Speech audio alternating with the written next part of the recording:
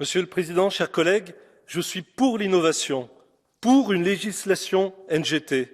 Ils sont sûrement utiles, mais je me refuse à jouer l'apprenti sorcier et à enlever toute liberté de choix aux consommateurs et aux paysans. Dans les débats sur ce texte, nous avons progressé sur certains points, par exemple sur la non-brevetabilité de ces nouveaux OGM que les rapporteurs n'ont pas défendu devant la Commission et que je défends ici. Mais nous devons aller plus loin, garantir la traçabilité, l'information des consommateurs, protéger effectivement les filières non OGM, dont l'agriculture biologique, assurer la surveillance des impacts sur l'environnement.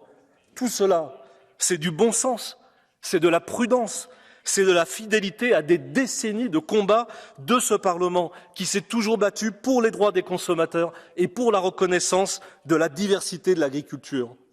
Alors le Conseil économique et social européen est d'accord avec ce que je viens de dire.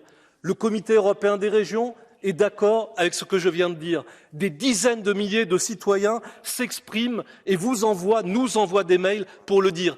Et nous devrions rester sourds, aveugles à cette mobilisation? Non.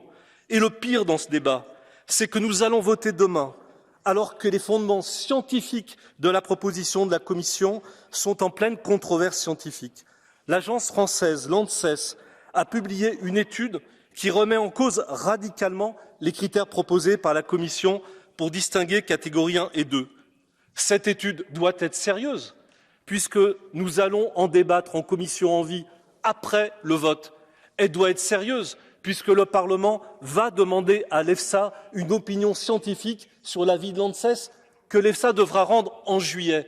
Vous voyez bien l'absurdité de ce débat à voter alors que les termes mêmes du vote sont encore en pleine controverse. Donc oui, cette situation est absurde. Mais oui, nous devons donner des outils aux agriculteurs. Mais oui, nous devons rendre des comptes aux citoyens, car ils ne voudront pas manger des OGM sans le choisir et sans le savoir. Ils nous demandent aussi des comptes. Le rendez-vous pour les comptes, ce ne sera pas seulement demain, ce sera aussi le 9 juin.